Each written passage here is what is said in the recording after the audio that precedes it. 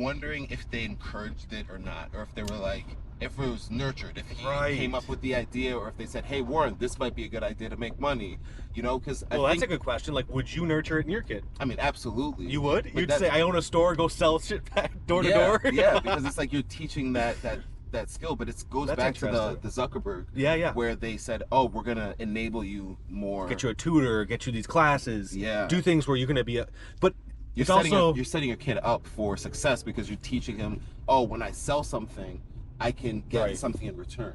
I think it also is like a little bit of a nostalgia for me where it's like I wouldn't be comfortable letting a 6-year-old knock on doors today. Yeah. But back in like the 30s and 40s, yeah, you probably would be okay with that. Yeah. So it's very interesting. Yeah.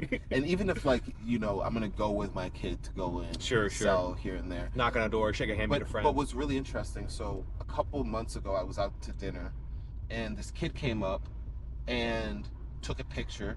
Okay. And said it was a Polaroid picture, and he gave it to me and my girlfriend, and he said, "Hey, you can have it." And I was like, "Oh, this is so awesome! Thank you so much." For free? And I was gonna give him some cash. Oh, okay. His mom came in between us and said, "No, I just want him to love taking pictures." Oh, that's but in my interesting. mind, and I, of course, I respected her wishes. Yeah. But in my mind, I was like, You don't. well, I was like, because I've done photography for a while. You're and I know, stopping the dopamine where it's like you get paid for your work. right. Well, and like just knowing that that's a thing, because Yeah.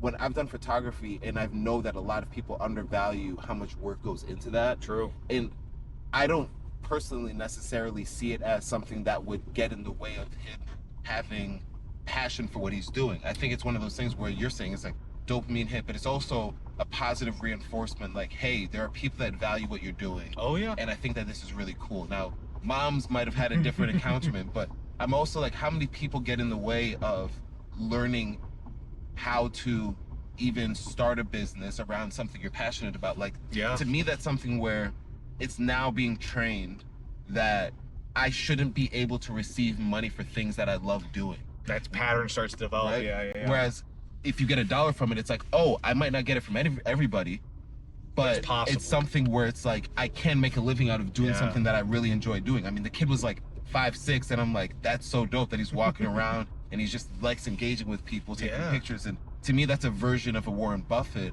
but it was nurtured in his case, where they were like, Yeah. I'm assuming they were like, hey, we can get you, these packs of gum. This is what you can do to go and make money, just like your grandfather who Yeah. started a whole store.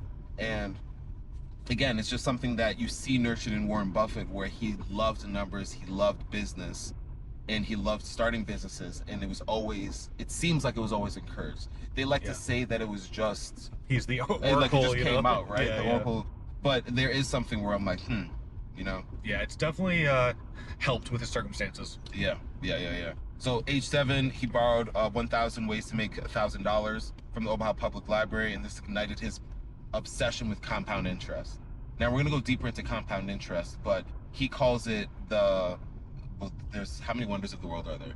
7. Seven. He's the 8th wonder of the world. Yeah. Just the way that compound interest works, it's the same principles that we see in tech, where you start to see the exponential growth. Yeah.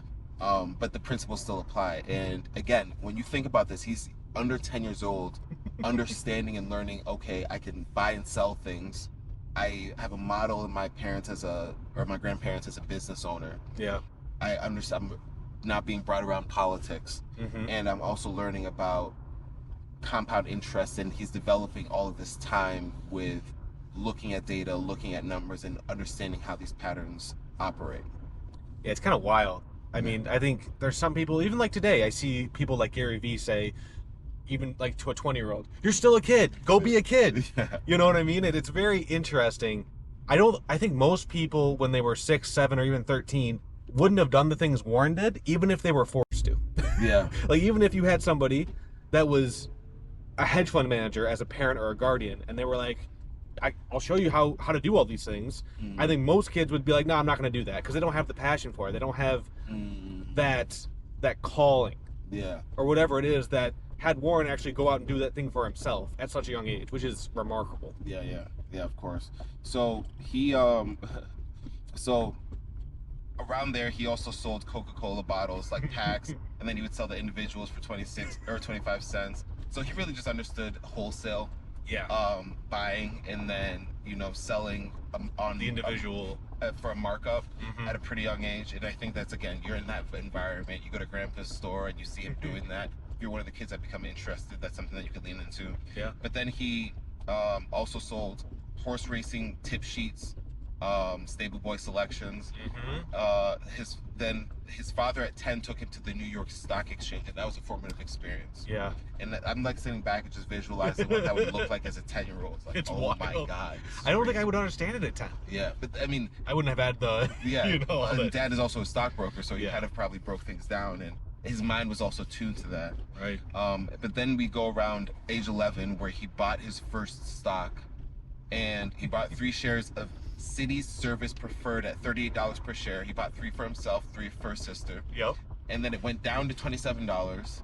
He held. It went back up to $40. He was a little freaked out, so he sold it. Yep. And then it went up to $202 Overnight. And then he learned, Yeah. oh, I need to hold a valuable stock when I have it, and not be patient, and not be too sensitive to the price fluctuations. Yeah. Which again forms the mentality of how he conducts business down the road, which Yes. we're going to get into in a little bit here. Yes, and I think it forms that idea of like, if I'm a businessman buying businesses, there's no really like earthly factors that are going to play into it. Like he talks about this later in life, where he's like, I'm not going to care if it's a Sunday or if it's an election year or if it's a holiday. Yeah. If it's a good deal, it's a good deal. It's a good deal. It's a good deal. And if the business is looking good, the business is looking good. Yeah. So it's something that it formed his. You see this after the fact, and hindsight is always 20/20, but it does lay the foundation for how he approaches business from such an early age.